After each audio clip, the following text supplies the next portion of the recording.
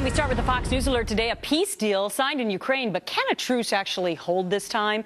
Hi, everyone. I'm Gretchen Carlson, TGIF, everyone. Well, the White House saying that President Obama and Putin, they're now going to talk via phone. That's going to happen any moment now. Meantime, the Polish foreign minister taking a leadership role in the negotiations caught on camera warning protest leaders if they didn't accept the deal on the table, martial law would be imposed and, quote, "you will all be dead." Well, that doesn't seem like much of a choice, does it? The main points of the deal include an agreement from the Ukrainian president to reduce his powers and hold early elections. Tensions running high in parliament as debates turn into fistfights now. Anti-government protesters still camped out in the city square and don't appear to be leaving anytime soon. Demonstrators say they are being targeted by government snipers from rooftops. Security forces being pelted with homemade gas bombs. The government is taking no chances, bringing in police from surrounding towns and cities to try and keep the fragile peace.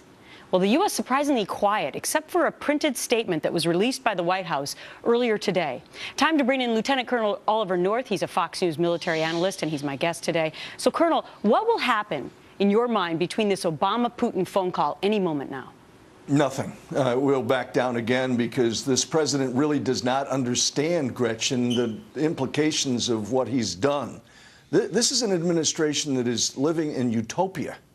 What we've seen is that Putin has been elevated well beyond what his capabilities really should be, and we're looking at the consequences of that being played out in the Ukraine. There is very little that we can do to influence an outcome today. It's the question we've been asking ourselves ever since the speech that he gave in Egypt about the so-called Arab Spring. Right. The aftermath of all of that has been disastrous for our country.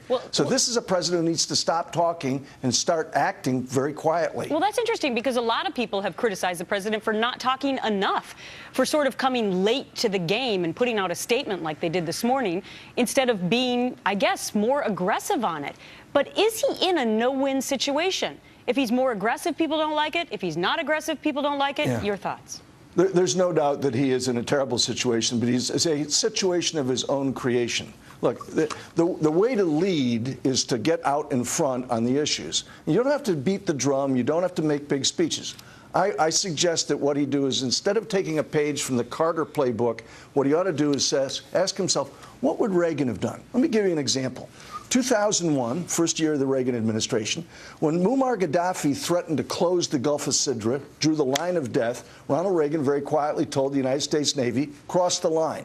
When someone asked, what will we do if the Libyan Air Force comes after him? He said, shoot them down. And they did. No big speeches, no promises of consequences, no red lines.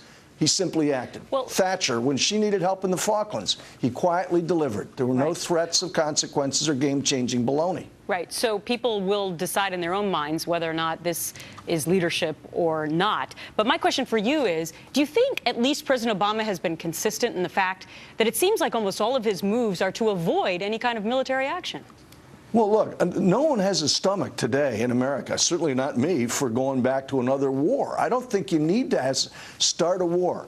You need to respond when somebody attacks you, which is what President Reagan did. Remember, in the aftermath of the Marine barracks being blown up in October of 1983, 2 days later, he sent the Marines and the Rangers and the 82nd Airborne Division into Grenada to make sure that American students weren't going to be kidnapped and held hostage. He did this consistently throughout his administration. No big bluff and bluster. You know, Reagan was accused of shooting from the hip. Obama shoots from the lip, can't deliver, doesn't deliver, and the whole world knows today he can't be trusted as an ally and he's not respected as an adversary. Well, we will see how this continues to unfold as the crisis still apparent there in Ukraine. Colonel Oliver North, great to see you today. Thanks much. Gretchen.